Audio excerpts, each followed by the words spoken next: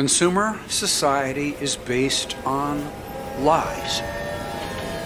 We become exhausted, though, over the years, and we start throwing words at those lies to try to make the lies okay. Words like America, prosperity, freedom, health, happiness, the best words we can find. We throw them at the lies to make the lies livable again so we can stay out of trouble. Stay out of trouble and stay in what? Shopping. Keep shopping. That's what the lies get us, shopping. But sometimes they just become too unbelievable and we can't stick with them. When storms are not storms anymore, but they're still called storms. Hurricane Helene, that's not a storm.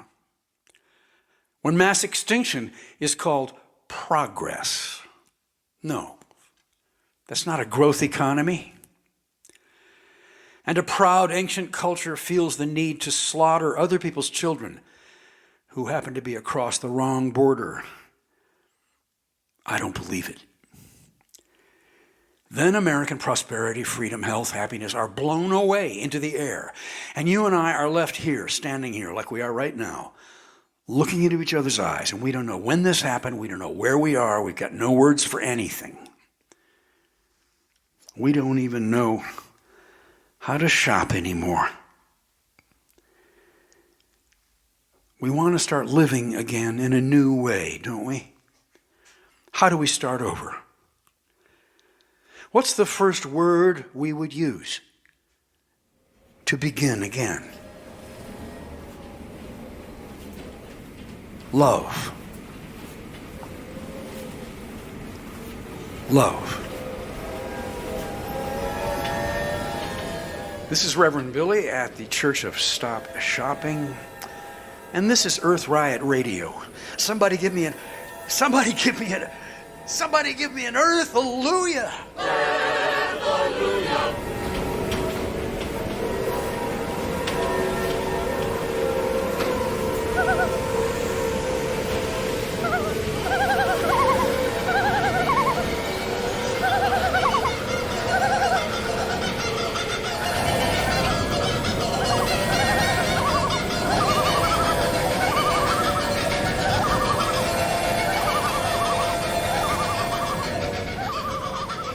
Progress mean? The Latin word means going forward, right? Just going forward. Well, that's what you do when you walk, when you live. You just go forward. You can't help it. But progress towards what? And in what direction? I'm beginning, I hate to do it to the nation, but I'm beginning to question the word progress. Why? Just because it's so ephemeral? Define it. What do you mean, progress? Progress, I think we sort of assume that it means progress towards something better, higher, nobler, more generous, more free. I don't know, but you can progress towards evil just as easy. Mm-hmm. We don't, maybe I'm playing with words here, but I'm a little bit worried about this idea that we have to just if we have progress, we'll be okay.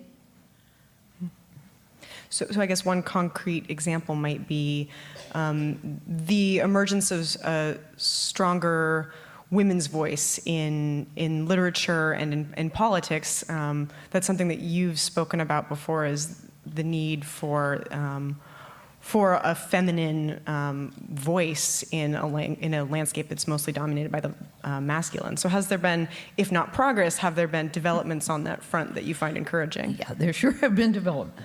There's been some progress, yeah. And of course, it's not just the woman's voice that's missing. Women are simply a very large part, probably the largest part of the voices that have not been heard. And that's, generally speaking, that's not just women, but all kinds of other genders. And in white America and white Europe, people of other color, you know, that in a sense, it's the unheard voices that, if we're going to get anywhere, we really have to start listening to each other and to the voices that we have not listened to, because I have to say that the sort of the dominant European white imperial voice has got us where we are, and it's not a very good place to be right now.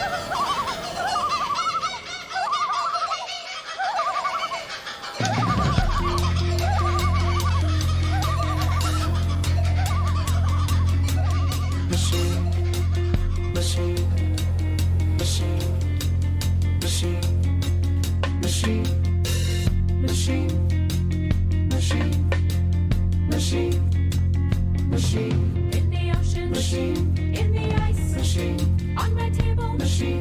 In the cradle, machine. On my fingers, machine. In my holes, machine. Making weeds, machine. Making meats, machine. In the ocean, machine. In the ice, machine. On my table, machine. In the cradle, machine. On my fingers, machine. In my holes, machine. Making weeds, machine.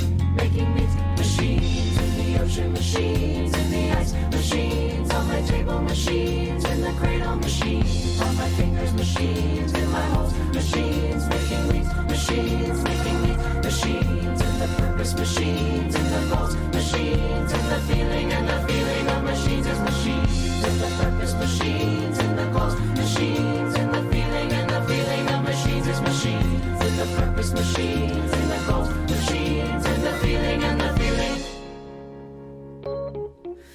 The feeling of machines is not pleasure, not the weather, not the baby, not sex, not feather on spine, not organs or the mind, not feather on spine, not organs or the mind. Ooh. Machine, machine, machine, machine, and war. Machine, machine,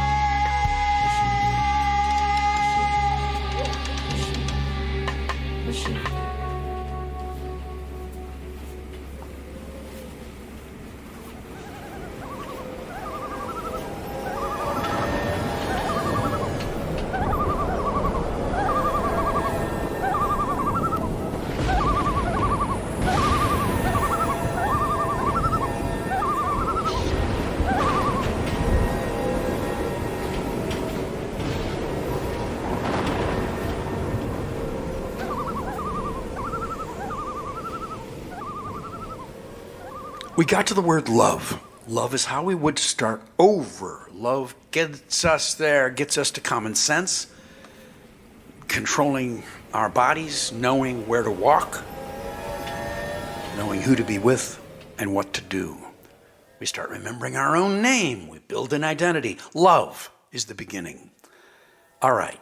How did it get this bad that we had to save ourselves this way? Let's call it disorientation.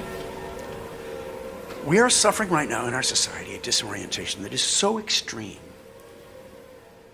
that we're losing our words, our ability to create our own sentences. We're being devolved into information because information, as pure consumers, we're making profits for the big corporations at a faster rate. So we're in service to the investor class, losing what we built, who we are, losing that to the investor class is what's happening right now. And that's what makes it possible for strongman after strongman after strongman to come to power. Wars everywhere. So we're in such trouble. Toxins everywhere.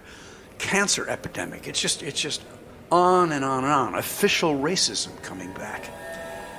This is, in a way, it's good that we're disoriented. I mean, it's better than being oriented and getting along with what's happening. And disorientation can be the beginning of creative response. That's what we've got to do. But we have to admit what's happening. Somehow we've permitted our major institutions to officially murder us for profit. It's not just the richest man in the world, it's his entire tradition. They say 100 companies are responsible for 70% of the toxins that are driving climate change. Well, let's just take the management groups of those 100 corporations and let's put them in an auditorium and let's talk to them all at once. They need to be locked in that auditorium. They can't leave. We must reclaim our own lives. And yes, that is a form of love. Things are that bad. We can't forget how bad it is. That's the source of immoral politics. We're pulled up on the edge of the cliff by our loved one and we get to walk away and survive, but we can't forget the nature of our falling through space. Earthalleluia. We have to remember, and in remembering, take action. Somebody give me an earthalleluia now. Earthalleluia, earthalleluia. Hallelujah.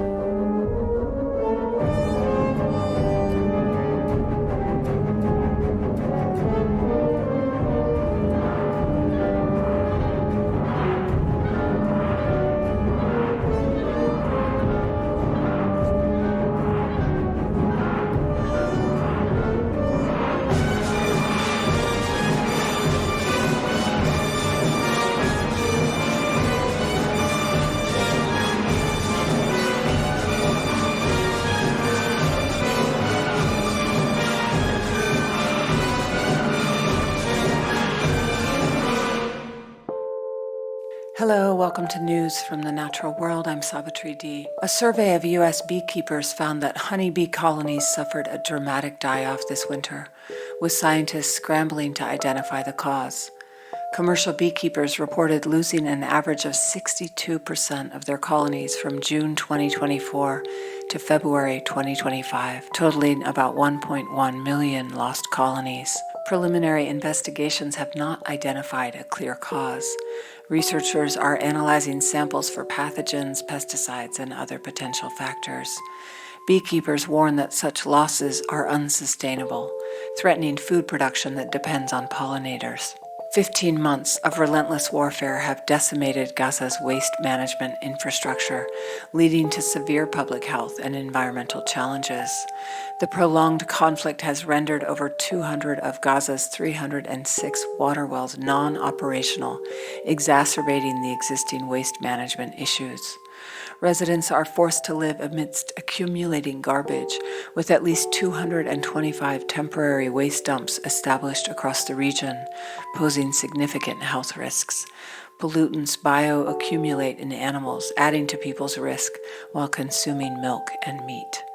Efforts to address the crisis are hindered by resource shortages and restricted access to equipment, impeding the restoration of proper waste disposal systems.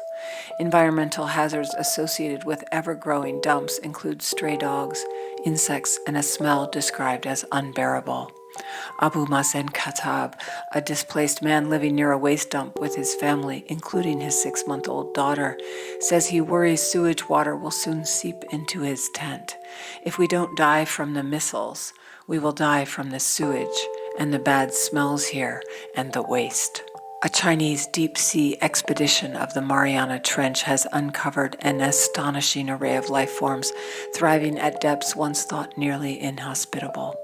Venduze, a submersible that can carry 3 researchers to nearly 11,000 meters below sea level, collected hundreds of biological samples from the world's deepest oceanic trench between August and November 2021, providing fresh insight into the genetics and survival strategies of species adapted to the extreme dark, cold, and crushing pressure of the Hadal Zone.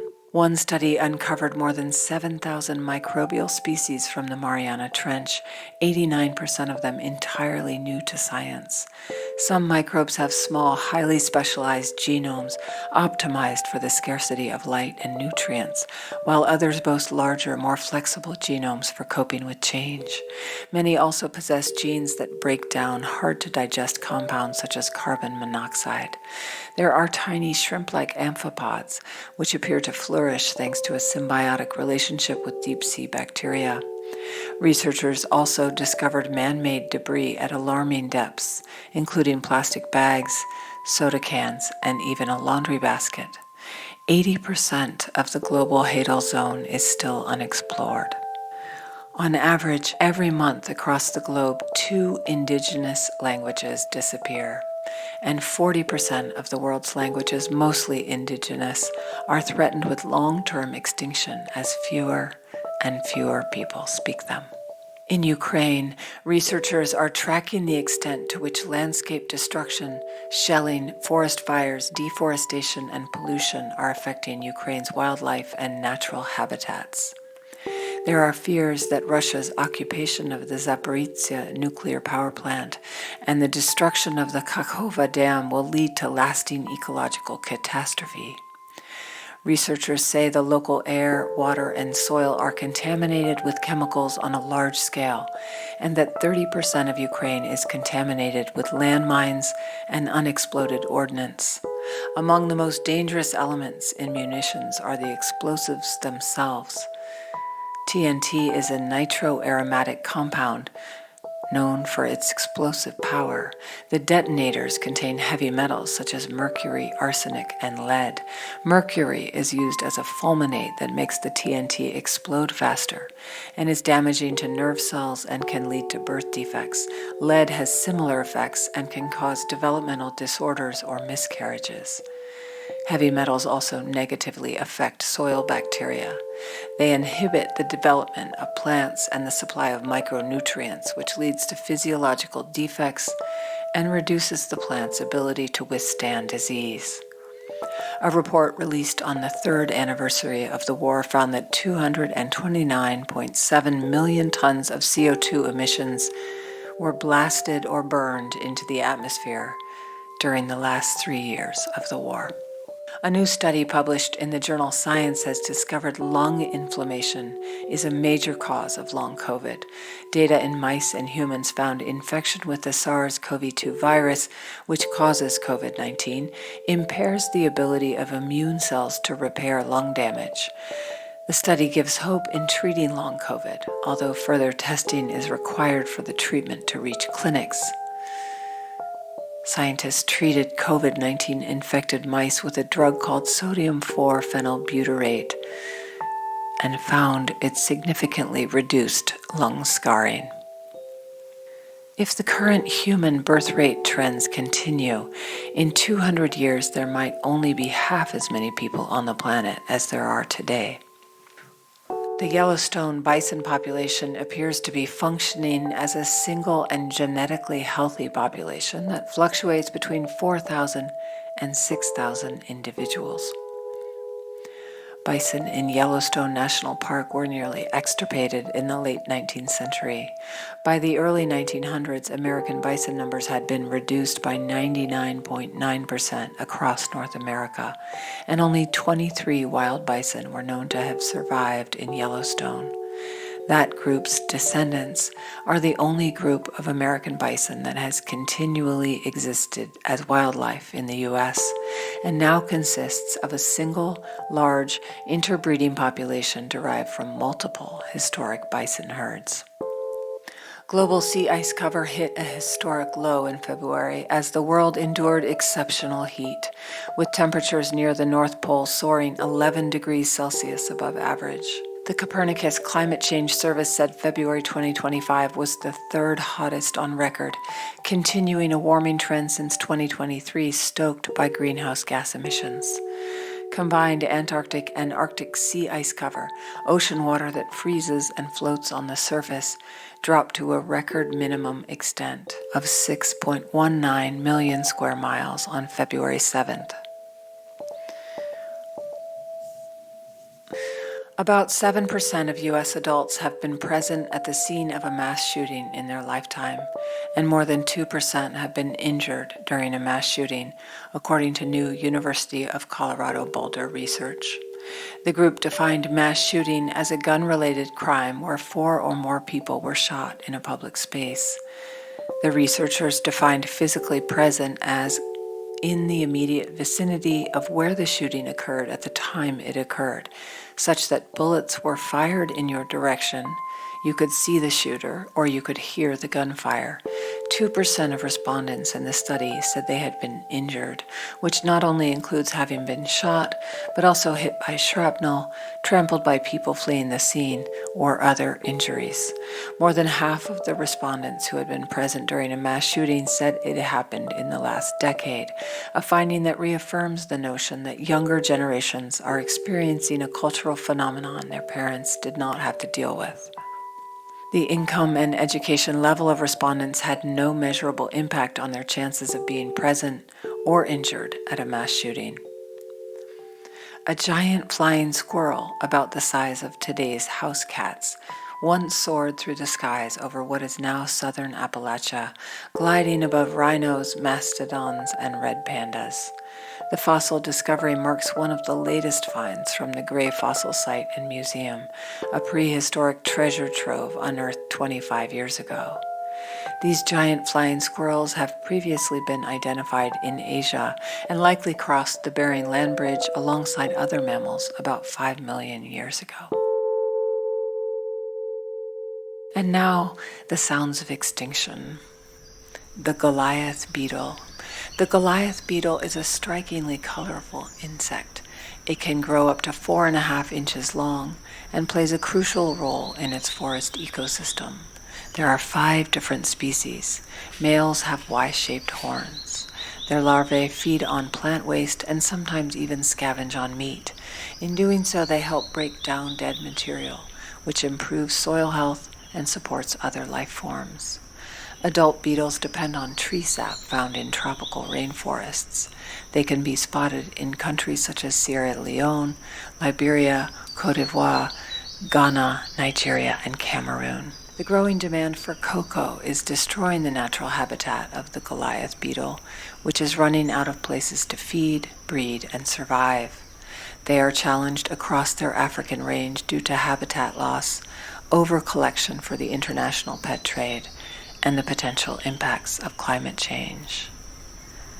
And hear the sound of the tropical forest of the Goliath beetle.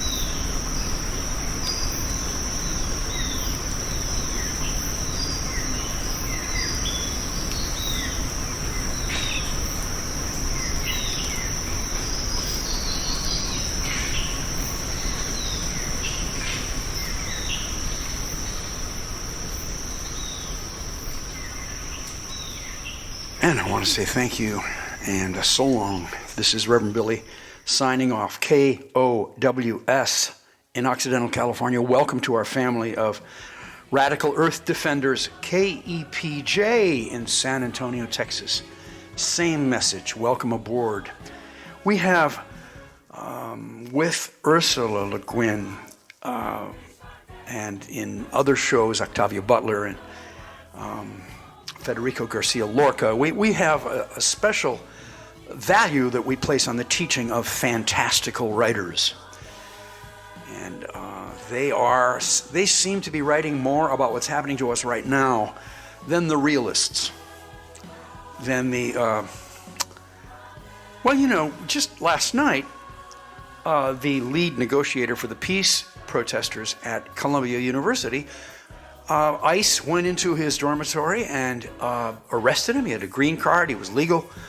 They just went in there and got him. And it's really the kind of thing you expect from a, you know, you just think that, well, that's what they do in dictatorships. That's what they do in Russia and China.